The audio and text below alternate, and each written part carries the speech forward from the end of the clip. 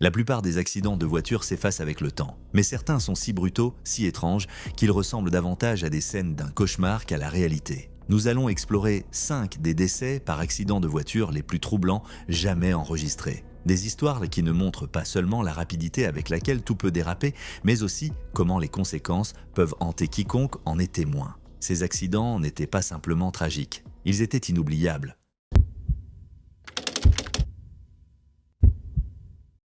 C'était le 1er novembre 2016 dans le comté de McMinn, Tennessee. Hannah Immers, âgée de 17 ans, se rendait à l'école avec une amie. La veille, elle avait participé à une fête costumée pour Halloween et avait passé la nuit chez une amie.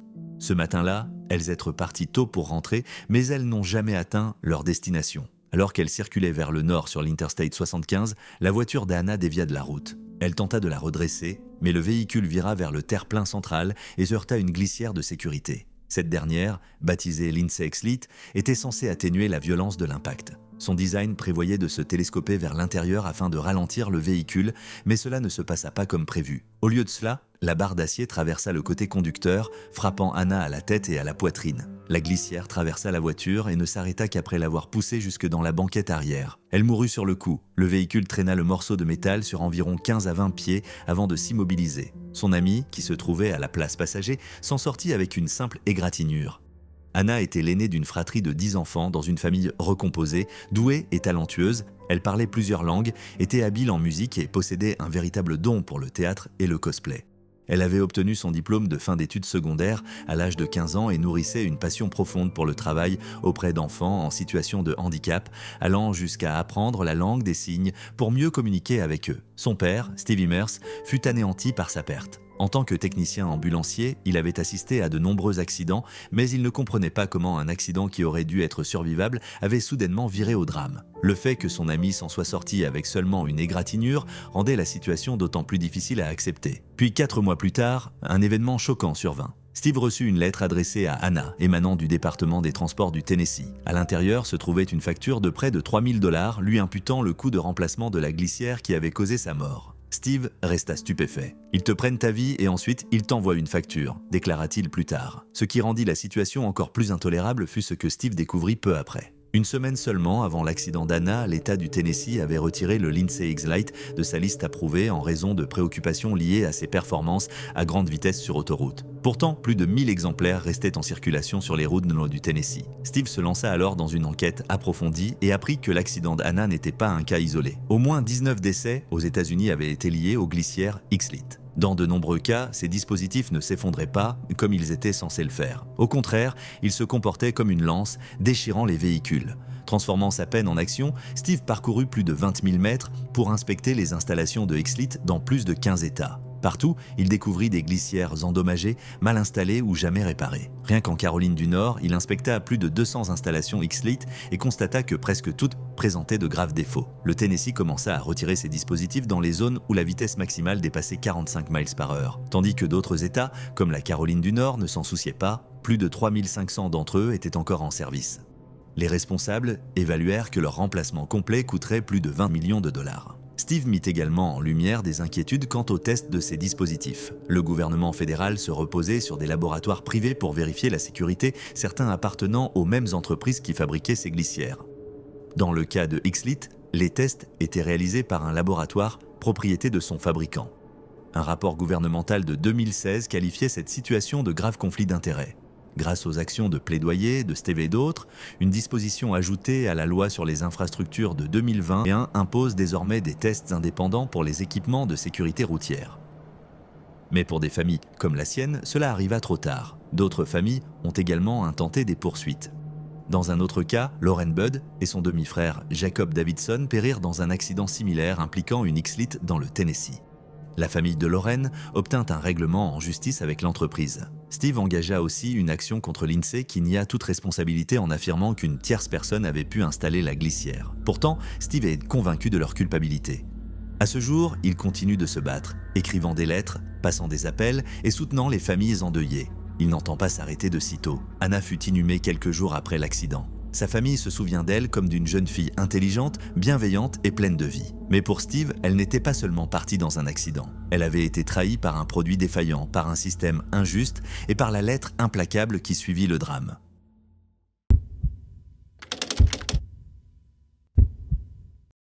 C'était le 23 octobre 2015. Dans la campagne paisible du sud-ouest de la France, un bus transportant un groupe de retraités venait de débuter une courte excursion au cœur des vignobles près de Santa Milione. Ces passagers appartenaient à un club local de seniors originaire de Pétel-à-Corneau, un petit village d'environ 650 habitants. Leur destination était Lé, une région voisine réputée pour ses paysages. Le groupe se composait de vieux amis et de voisins, certains formant même des couples qui avaient déjà partagé bien des sorties ensemble. Mais quelques minutes à peine après le départ, tout tourna horriblement mal. Alors que le bus circulait sur une route bordée de forêts près du village de Pusigan, un camion de bûcheronnage apparut en sens inverse. Le conducteur, Cyril Alexander, âgé de 30 ans, avait son fils de 3 ans à ses côtés dans le véhicule.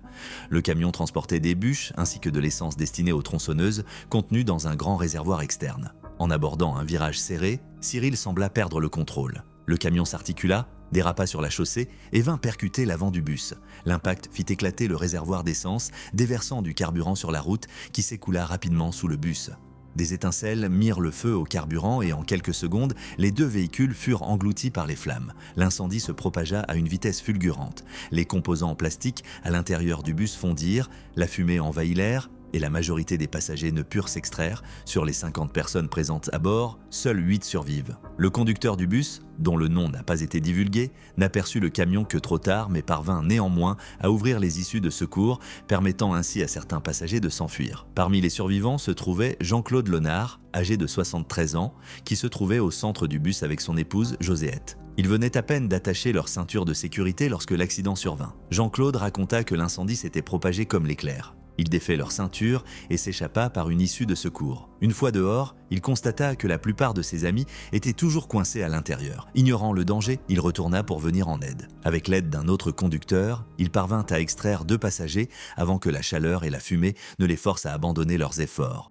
Par la suite, Jean-Claude et son épouse furent transportés par hélicoptère à l'hôpital, présentant de graves brûlures. Au final, 41 personnes périrent dans le bus, dont bon nombre étaient âgées ou à mobilité réduite. Des marteaux de secours étaient disponibles pour briser les vitres, mais beaucoup de passagers ne les connaissaient pas ou ne pouvaient y accéder.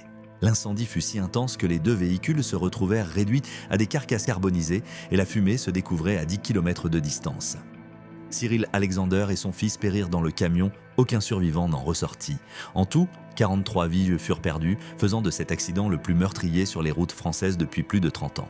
Pompiers, hélicoptères et secouristes envahirent la zone dans les heures qui suivirent et une équipe de soutien en cas de crise fut dépêchée auprès des familles. En raison de l'état lamentable des restes, l'identification des victimes prit plusieurs semaines.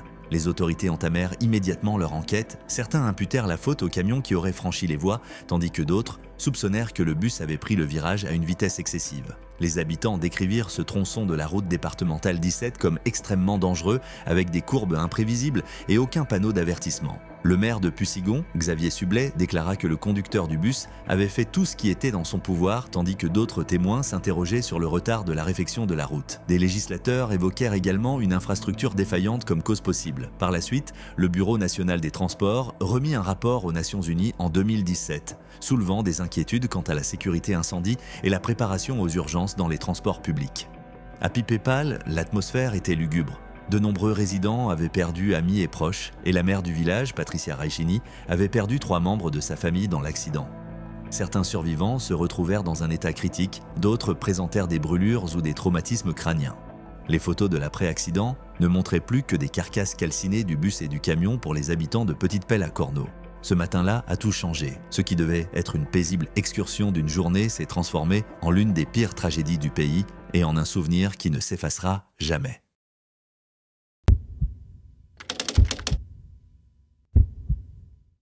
C'était le 4 août 2022 à Windsor Hills, Los Angeles.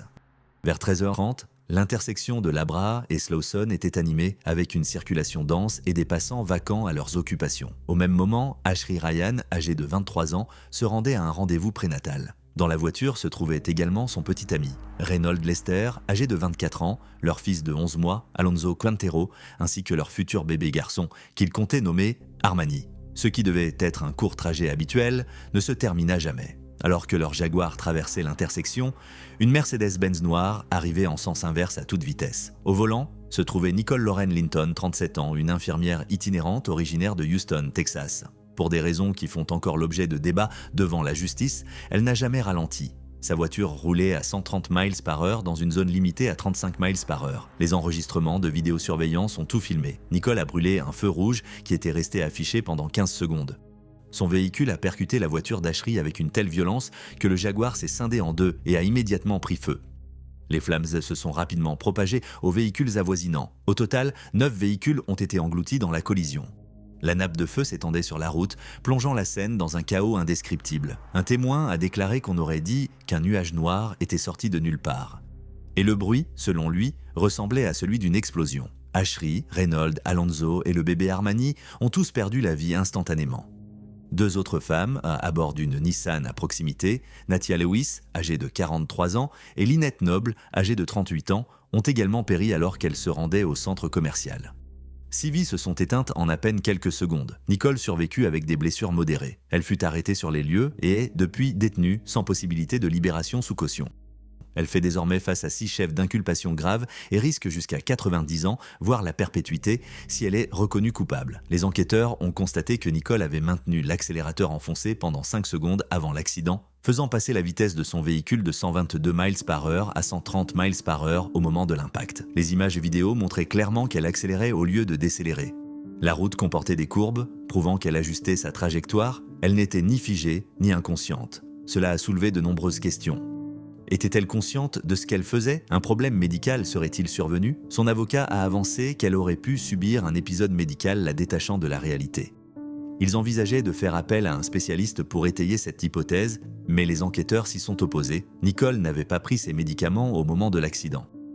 Elle avait des antécédents de problèmes de santé mentale et avait déjà connu des épisodes similaires. En 2020, elle fut impliquée dans un autre accident au cours duquel une personne avait été blessée. Après cet accident, Camille, la sœur de Nicole, lança un site internet relatant son parcours. Elle y décrivait Nicole comme une personne aimable, pourtant en proie à des troubles mentaux. Camille révéla également que Nicole l'avait appelée 4 minutes avant l'accident, dans un état d'anxiété et de confusion. Le site présentait des condoléances, mais il fut vivement critiqué par les familles des victimes. Les autorités découvrirent par la suite que Nicole avait recherché en ligne des questions telles que « Peut-on prévoir sa mort seulement quelques jours avant l'accident ?» Les procureurs se servent de ce fait ainsi que d'autres indices, notamment de son état émotionnel ce jour-là au travail, pour affirmer qu'elle était bien consciente de ses actes. Un an plus tard, le 4 août 2023, un mémorial fut installé sur le site de l'accident. Baptisé Slawson Six Memorial, en hommage aux 6 victimes, le site accueillit un banc, un jardin et des images des victimes, y compris une échographie d'Armani. Des colombes furent libérées en mémoire de chaque vie perdue. Par la suite, des appels en faveur d'une sécurité routière renforcée se firent entendre. Les dirigeants locaux commandèrent des études de circulation et des améliorations de la sécurité et les membres de la communauté exigèrent des changements. Nicole a plaidé non coupable et attend toujours son procès. En août 2024, un juge confirma qu'il existait suffisamment de preuves pour poursuivre l'affaire au nom des familles des victimes. Ce jour d'août restera à jamais le moment où tout a changé. Tout cela à cause d'une décision prise en seulement 5 secondes.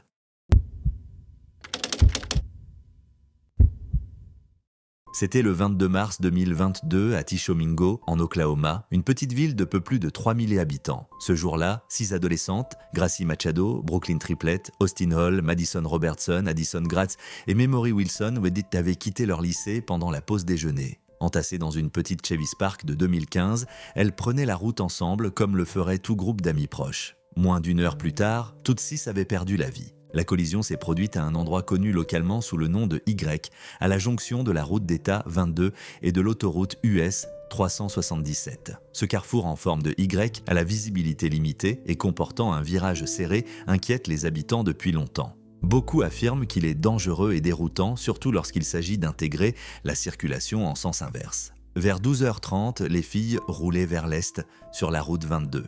Elles s'arrêtèrent devant un panneau, puis commencèrent à tourner sur l'US 377.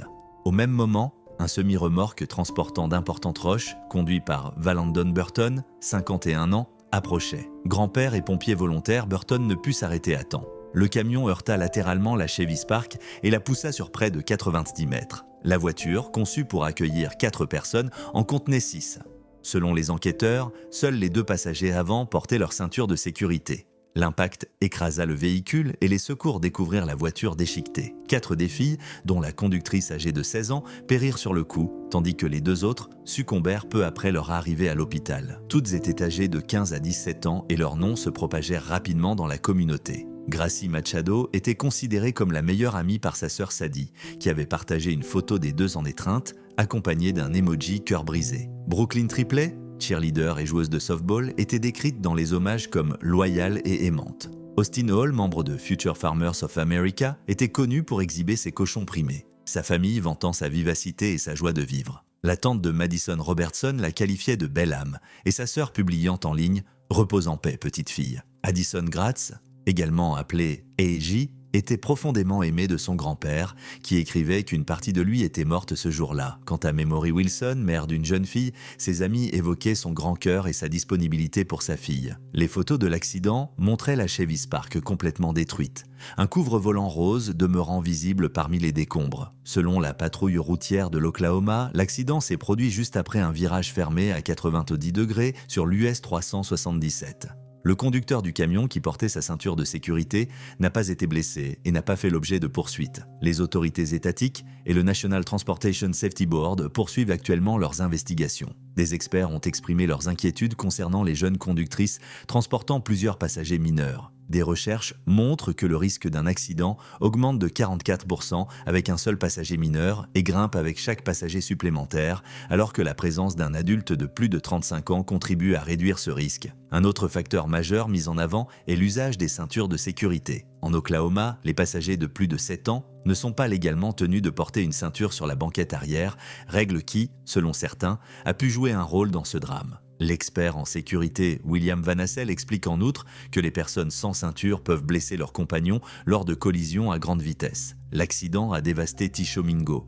Partout dans la ville, des panneaux arborant Tishomingo Strong avaient été érigés. Le chanteur country Blake Shelton, qui possède un ranch à proximité et a lui-même perdu son frère dans un accident de voiture, a exprimé ses condoléances en déclarant que la communauté était en deuil. Les cours reprirent le lendemain, mais l'attention se concentra sur le soutien aux élèves avec des conseillers disponibles tout au long de la journée et une veillée aux chandelles organisée sur le terrain de football du lycée ce vendredi. Les hommages affluaient sur les réseaux sociaux, bien que certains internautes aient posté des commentaires blessants au sujet du fait que les filles ne portaient pas leur ceinture de sécurité, provoquant l'indignation des familles et amis. Parallèlement, la population renouvelait ses appels à la réfection de l'intersection.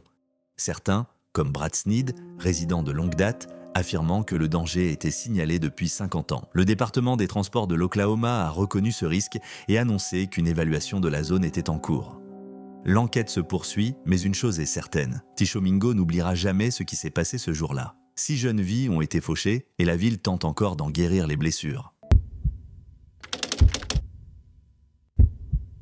C'était le 16 juillet 2003 à Santa Monica, en Californie. Ce mercredi après-midi, le très prisé marché fermier de la ville, installé sur Arizona Avenue, débordait de vie. On attendait environ 9000 personnes, familles, enfants, couples âgés et touristes, arpentaient la rue transformée en lieu de vente, à la recherche de produits frais. La route était interdite aux voitures et tout semblait paisible jusqu'à ce que tout bascule. Vers 13h47, George Russell Weller, 86 ans, conduisait sa Buick LaSabre de 1992 en direction ouest le long d'Arizona Avenue. Alors qu'il approchait de la zone du marché, délimitée par des barrières, quelque chose se passa de manière catastrophique. D'abord, sa voiture heurta une Mercedes-Benz 2003 arrêtée à un passage piéton. Au lieu de freiner, il accéléra. Des témoins attestèrent qu'il contourna les barricades destinées à tenir les véhicules à l'écart et se précipita directement dans le marché. La voiture de Weller s'élança sur près de 300 mètres, environ 1000 pieds, à une vitesse comprise entre 40 et 60 miles par heure. Certains estiment même 70 miles par heure. Et ce,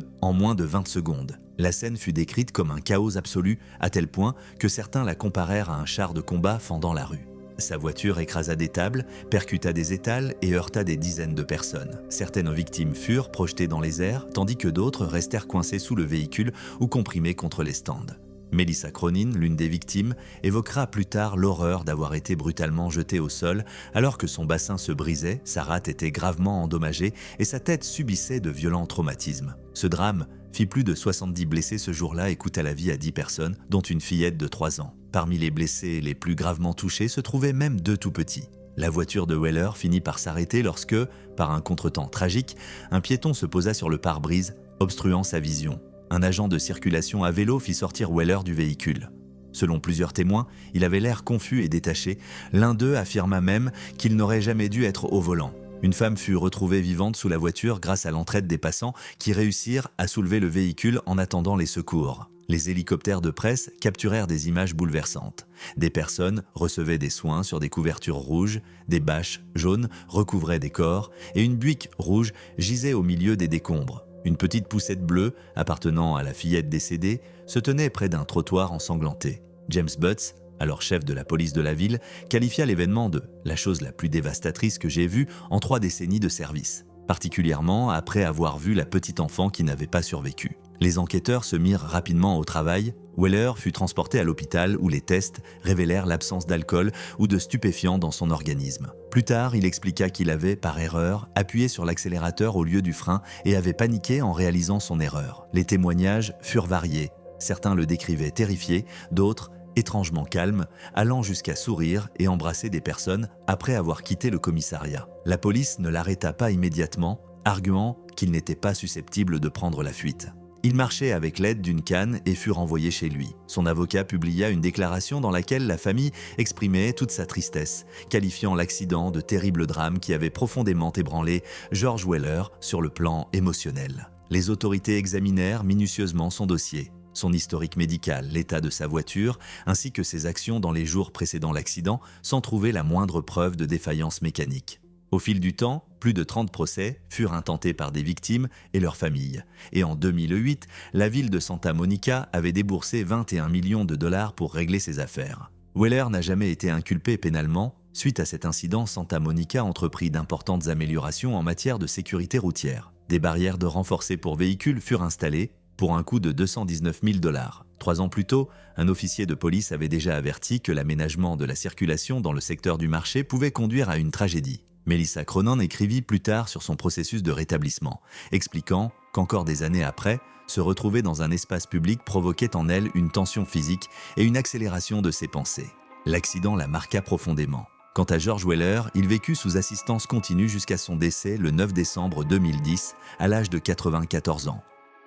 Il ne s'agissait pas d'un acte malveillant, mais d'une erreur. Cependant, pour les familles qui ont perdu des êtres chers et pour ceux qui doivent encore gérer les séquelles de ce drame, les conséquences restent irréversibles.